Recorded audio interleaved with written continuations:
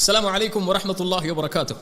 அல்லாஹ்வுடைய மார்க்கத்திற்காக தியாகம் செய்த நபித்தோழர்களுடைய வரலாற்றில் சஅத் இப்னு முஆத் ரலியல்லாஹு அன்ஹு அவருடைய வரலாறு எம்மை ஆச்சரியப்படுத்தும். 30 அல்லது 31வது வயதில் அல்லாஹ்வுடைய மார்க்கத்தை ஏற்றுக்கொண்ட அந்த தோழர் 36வது வயதில் மரணமாகி விடுகிறார். 5 அல்லது 6 வருடங்கள் தான் அல்லாஹ்வுடைய தூதர் ஸல்லல்லாஹு அலைஹி வஸல்லம் அவர்களோடு அவருடைய வாழ்க்கை. ஆனால் அந்த 6 வருடத்தில் அவர் செய்த தியாகம் அல்லாஹ்விடத்திலே சொர்க்கத்தை வாங்கி தந்தது, அல்லாஹ்வுடைய தூதருடைய அங்கீகாரத்தை வாங்கி தந்தது. இத்துணை ஆண்டுகள் நம்முடைய வாழ்நாளில் அல்லாஹ்வுடைய தீனில் இருக்கிறோம். இந்த தியாகத்தின் ஒரு அணுவையாவது நாம் தொட்டிருக்கிறோமா என்று யோசித்து பாருங்கள். அவருடைய வாழ்வு முழுக்க தியாகங்கள் தான் அந்த 5 அல்லது 6 வருடத்தில். அதில் எத்தனையோ நிகழ்வுகள் உண்டு, ஆனால் இந்த 2 நிகழ்வுகள் மிக முக்கியமானவை நம்முடைய ஈமானுக்கு. சஅத் இப்னு முஆத் அன்சாரி தோழர், அதுவும் அவுஸ் கோத்திரத்தாருடைய தலைவர், அன்சாரிகளுடைய தலைவர். அவர் ஒரு தலைமைத்துவ பண்பை கொண்டிருப்பவர். யூதர்களோடு மக்காவாசிகளோடு மதீனாவாசிகளோடு மிகப்பெரிய உறவை வைத்துக் கொண்டு வாழ்ந்து கொண்டிருக்கக்கூடிய நபித்தோழர் அவர். பத்ருடைய போர்க்களம் நடக்கிறது. ஒரு வாணிப குழுவை தடுப்பதற்காக அல்லாஹ்வுடைய தூதர் நபித்தோழர்களை அழைத்துச் செல்கிறார்கள். மக்காவாசிகளையும் மதீனாவாசிகளையும். அது போராக மாறுகிறது. அது போராக மாறுவதற்கு முன்னால் அல்லாஹ்வுடைய தூதர் நபித்தோழர்களை அழைத்து மக்காவாசிகளையும் மதீனாவாசிகளையும் அழைத்து சொன்னார்கள், அஷீரு அலைய அய்யுஹன் நாஸ், எனக்கு ஆலோசனை செய்யுங்கள், இதில் நாம் எப்படி நடந்து கொள்வதென்று. அபூபக்கர் எழுந்தார்கள், மக்காவாசி. உமர் எழுந்தார்கள், மக்காவாசி. மிக்தாத் ரலியல்லாஹு அன்ஹு எழுந்தார்கள், மக்காவாசிகள். அல்லாஹ்வுடைய தூதர் மகிழ்வுற்றார்கள். ஆனால் அல்லாஹ்வுடைய தூதர் அவர்களுடைய ஆலோசனையை விட விரும்புவது வேறொருவருடைய ஆலோசனை. யாரை? அன்சாரிகள், மதீனாவாசிகள், அடைக்கலம் தந்தவர்கள். அவர்களுடைய ஊருக்கு வந்திருக்கிறோம், அவர்களுடைய வீட்டில் தங்கி இருக்கிறோம், அவர்களுடைய சொத்துகளையும் அவர்களுடைய செல்வங்களையும் பயன்படுத்திக் கொண்டிருக்கிறோம். இவர்கள் இதில் எப்படி நடந்து கொள்வார்கள் என்பதை தெரிந்து கொள்ள அல்லாஹ்வுடைய தூதர் ஆசை கொண்டு மீண்டும் மீண்டும் அதை கேட்டுக்கொண்டே வருகிறார்கள். அஷீரு அலைய அய்யுஹன் நாஸ், ஆலோசனை சொல்லுங்கள். அந்த மதீனாவாசிகளில் தலைவர் சஅத் இப்னு முஆத் எழுந்திருக்கிறார். எழுந்து சொன்னார்கள், அல்லாஹ்வுடைய தூதரே, எங்களுடைய ஆலோசனையா நீங்கள் கேட்க விரும்புகிறீர்கள்? அதற்காகத்தானே இப்படி கேட்டுக்கொண்டே வருகிறீர்கள்?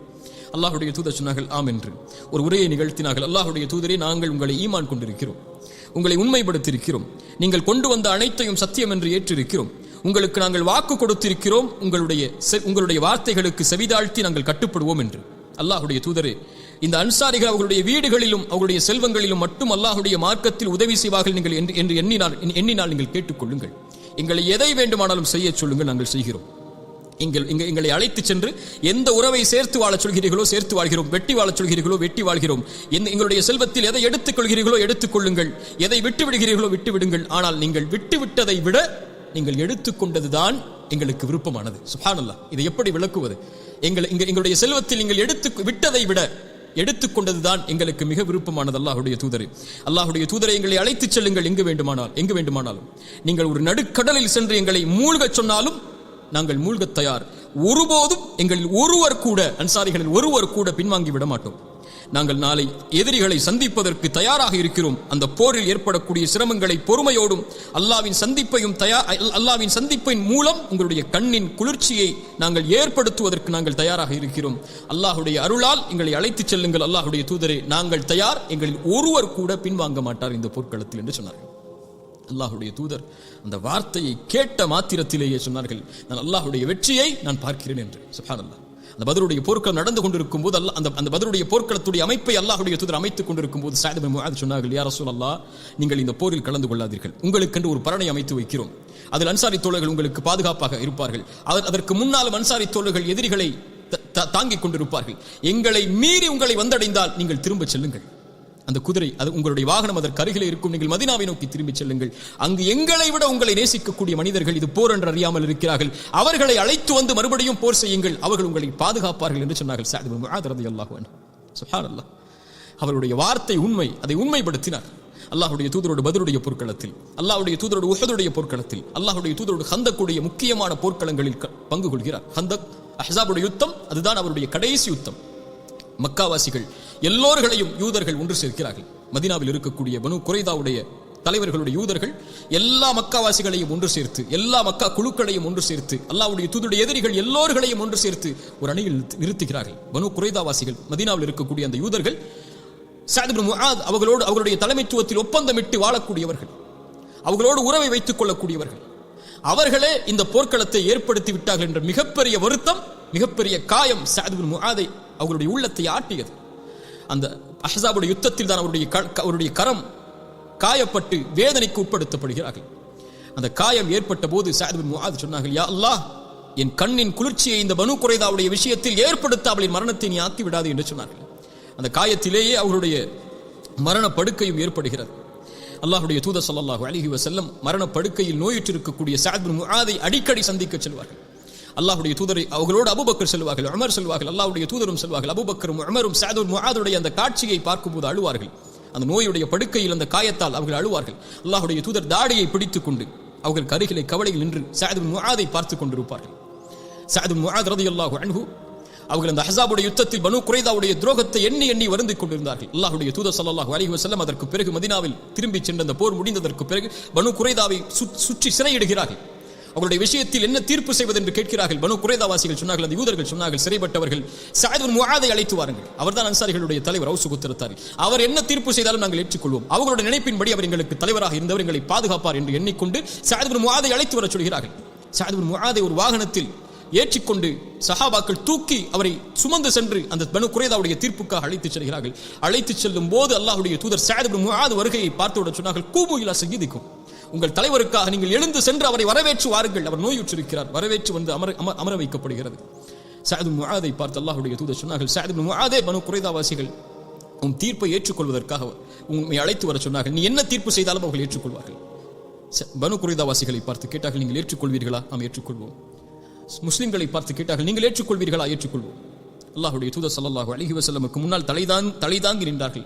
அல்லாஹ்வுடைய தூதரே, இவர்களுடைய தீர்ப்பு அல்லாஹ்வுடைய தூதருக்கு எதிராக, மார்க்கத்திற்கு எதிராக திரண்ட இந்த யூதர்களை திட்டம் தீட்டி சதி திட்டம் செய்து ஒப்பந்தத்தை முறித்த இந்த யூதர்கள் எல்லோர்களையும் நாம் கொலை செய்து விடுவோம் அல்லாஹ்வுடைய தூதரே, இதுதான் இதனுடைய தீர்ப்பாக அமையும் என்று சொன்னார்கள்.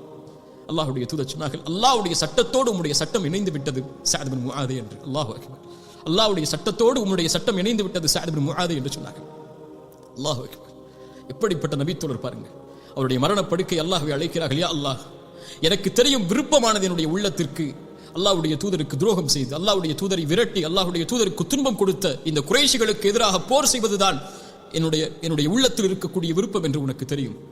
யா அல்லாஹ், இந்த போர் இனிமேல் நடக்கும் என்றால் என்னை உயிரோடு வை. அல்லாஹ்வுடைய தூதரை பாதுகாப்பதற்காக. இந்த போர் முடிந்து விட்டதென்றால், இனிமேல் இதற்கு பிறகு பிரச்சனை இல்லை என்றால், யா அல்லாஹ், என்னுடைய காயத்திலேயே எனக்கு மரணத்தை ஏற்படுத்தி ஷஹீதாகக்கூடிய அந்தஸ்தை கொடுத்து விடு. போரில் ஏற்பட்ட காயத்தின் மூலமாக மரணமாகிறார் அவர் ஷஹீத், அதனால் அந்த ஷஹீதுடைய அந்தஸ்தை எனக்கு கொடுத்து விடு என்று துஆ செய்தார்கள். அல்லாஹ் அந்த துஆவை அங்கீகரித்தான். துஆ நடந்த சில நாட்களிலே அவருடைய இரத்தம் அவருடைய காயத்தில் இருந்து வடிந்து பள்ளி முழுக்க வரும்போது அல்லாஹ்வுடைய தூதருக்கு அந்த செய்தி அறிவிப்பு வந்தவுடன் விரைந்து வந்து சஅத் பின் முஆதுடைய மரணத்துடைய அந்த காட்சிகளை பார்க்க வந்து கட்டி அணைத்தார்கள் சஅத் பின் முஆதை. அவருடைய முகத்தில் இருந்த ரத்தம், காயத்தில் இருந்த ரத்தம் அல்லாஹ்வுடைய தூதருடைய தாடிகளை நனைத்து விடுகிறது. அல்லாஹ்வுடைய தூதர் ஸல்லல்லாஹு அலைஹி வஸல்லம் சொன்னார்கள், அல்லாஹ் உமக்கு கொடுத்த வாக்குறுதியை நிறைவேற்றுவான் சஅதே, நீ அல்லாஹ்விற்கு கொடுத்த வாக்குறுதியை நிறைவேற்றி விட்டாய். அல்லாஹ் ரப்புல் ஆலமீன் உனக்கு நற்கூலிகளை வழங்கட்டும். தலைமைத்துவ பண்பில் இருந்த இந்த சமூகத்திற்கு நீ செய்த உதவிக்காக இந்த அல்லாஹ்வுடைய தூதர் ஸல்லல்லாஹு அலைஹி வஸல்லம் சஅத் பின் முஆதுடைய அந்த தியாகத்தை அங்கீகரித்தார்கள். அங்கீகரித்ததற்கு பிறகு சஅத் அவர்கள் மரணமானதற்கு பிறகு அல்லாஹ்வுடைய தூதர் சொன்னார்கள், இஹ்தஸ் அர்ஷுர் ரஹ்மான், ரஹ்மானுடைய அர்ஷ் சஅத் பின் முஆதுடைய இந்த மரணத்துக்காக நடுங்கி விட்டது என்று சொன்னார்கள். அல்லாஹ்வுடைய அர்ஷ் நடுங்கும். அது அல்லாஹ்வுடைய படைப்பு. அல்லாஹ் அதை எப்படி செயல்பட சொல்கிறானோ அப்படி செயல்படும். அந்த அர்ஷ் நடுங்கியது எதனால்? பயத்தால் அல்ல, கவலையால் அல்ல, அன்பாக ஒரு தன்னுடைய நேசரை வரவேற்பதற்குரிய மகிழ்வால் அல்லாஹ் ரப்புல் ஆலமீன் அர்ஷை நடுங்கச் செய்தான். அல்லாஹ் விரும்பினான். அல்லாஹ்வுடைய தூதர் ஸல்லல்லாஹு அலைஹி வஸல்லம் இதை பல செய்திகளில் நமக்கு சொன்னார்கள். யாரை அல்லாஹ் சந்திக்க நாடி, யார் அல்லாஹ்வின் சந்திப்பை நாடுகிறார்களோ அவர்களின் சந்திப்பையும் அல்லாஹ் நாடுவான் என்று அல்லாஹ்வுடைய தூதர் சொன்னார்கள். சஅதுடைய மரணத்திற்காக அல்லாஹ்வுடைய அர்ஷ் ஆடியது. 7 வானத்தின் கதவுகளும் திறந்து விட்டது. 70,000 மலக்குகள், சுப்ஹானல்லாஹ் சுப்ஹானல்லாஹ், 70,000 மலக்குகள் அவருடைய ஜனாஸா இருக்கும் இடமெல்லாம், அவரை அழைத்துச் செல்லும் இடமெல்லாம், அவர் கபரை நோக்கி செல்லும் இடமெல்லாம் 70,000 மலக்குகள் சுற்றி நிற்கிறார்கள். அவருடைய ஜனாஸாவில் கலந்து கொள்வதற்காக வந்திருக்கிறார்கள். இந்த அல்லாஹ்வுடைய தூதர் ஸல்லல்லாஹு அலைஹி வஸல்லம் சொன்னார்கள்.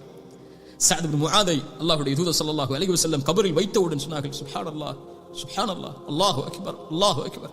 சஹாபாக்கள் கேட்டார்கள், ஏன் என்று. அல்லாஹ்வுடைய தூதர் சொன்னார்கள், சஅதை ஒரு முறை கபர் நெருக்கி விட்டது. கபருடைய நெருக்கத்திலிருந்து ஒருவர் பாதுகாக்கப்பட்டிருந்தால் அவர் சஅத் பின் முஆதாகத்தான் இருந்திருப்பார் என்று அல்லாஹ்வுடைய தூதர் ஸல்லல்லாஹு அலைஹி வஸல்லம் அவர்கள் சொன்னார்கள். அல்லாஹ் கபருடைய வேதனையிலிருந்து நம்மை பாதுகாப்பானாக. ரசூலுல்லாஹி ஸல்லல்லாஹு அலைஹி வஸல்லமுடைய வாழ்நாளில் வெறும் 6 வருடங்களில், சுப்ஹானல்லாஹ், அதான் முக்கியமானவை, வெறும் 5 அல்லது 6 வருடங்களில் அல்லாஹ்வுடைய தீனுக்காக அவர் தன்னை அர்ப்பணித்து அல்லாஹ்வுடைய தூதரையும் அல்லாஹ்வுடைய மார்க்கத்தையும் ஒரு தலைமைத்துவ பண்பில் இருந்து பாதுகாத்து பணிவோடும் அல்லாஹ்வுடைய மார்க்கத்துடைய நெருக்கத்தோடும் வாழ்ந்த அந்த தோழர் இந்த தீனுக்காக செய்த தியாகத்தால் அல்லாஹ்வுடைய தூதர் ஸல்லல்லாஹு அலைஹி வஸல்லம் அவர்களுடைய நாவில் இருந்து நற்செய்தி உண்டாகட்டும், அல்லாஹ் உமக்கு கொடுத்த வாக்குறுதியை நிறைவேற்றுவான், நீ சொர்க்கவாதி, நீ அல்லாஹ்விற்கு கொடுத்த வாக்குறுதியை நிறைவேற்றியதால் அல்லாஹ் உமக்கு நற்கூலிகளை வழங்கட்டும் என்று அல்லாஹ்வுடைய தூதருடைய நாவால் நற்செய்தி பெற்ற நபித்தோழர் சஅத் இப்னு முஆத் அல்லாஹ்வுடைய அர்ஷ் ஆடியது. சுப்ஹானல்லாஹ். ரஹ்மான் தன்னுடைய அர்ஷை நடுங்க வைத்தான் அவருடைய மரணத்திற்காக. 70,000 மலக்குமார்கள் படைசூழ அவருடைய ஜனாஸா அடக்கம் செய்யப்பட்டது. அல்லாஹ்வுடைய மார்க்கத்திற்காக அவர்கள் உண்மையோடு நடந்து கொண்டார்கள். அல்லாஹ் அதைத்தான் சொல்கிறான், மினல் முஃமினீன ரிஜாலுன் ஸதகு மா ஆஹதுல்லாஹ் அலைஹி. அல்லாஹ்விற்கு கொடுத்த வாக்குறுதியை நிறைவேற்றியவர்கள். அல்லாஹ்வுடைய தூதரை அழைத்துச் செல்லுங்கள், எங்கு வேண்டுமானாலும் நாங்கள் உங்களுக்காக மரணிக்க தயார், உங்களுக்காக நாங்கள் எதையும் யாரையும் இழக்க தயார். பனு குறைதாவை இழந்தார்கள், தீர்ப்பு கொடுத்தார்கள். பத்ருடைய போர்க்களத்தில் தியாகம் செய்தார்கள், உஹதுடைய போர்க்களத்தில் தியாகம் செய்தார்கள், அஹ்ஸாபுடைய யுத்தத்தில் நடந்த காயத்தால் மரணமானார்கள். ரிஜாலுன் ஸதகு மா ஆஹதுல்லாஹ் அலைஹி. அல்லாஹ்விற்கு கொடுத்த வாக்குறுதியை நிறைவேற்றியவர்கள். மின்ஹும் மன் யன்ததிர். இன்னும் சிலர் அதற்காக காத்துக் கொண்டிருக்கிறார்கள். இந்த குர்ஆனுடைய வசனத்திற்கு ஏற்ற நபித்தோழர்கள் இவர்கள். அல்லாஹ் இந்த தியாகத்திலிருந்து படிப்பினை பெறக்கூடிய மக்களாக அல்லாஹ் உங்களையும் என்னையும் ஆக்குவானாக. ஜஸாக்குமுல்லாஹு கைரன். அஸ்ஸலாமு அலைக்கும் வரஹ்மத்துல்லாஹி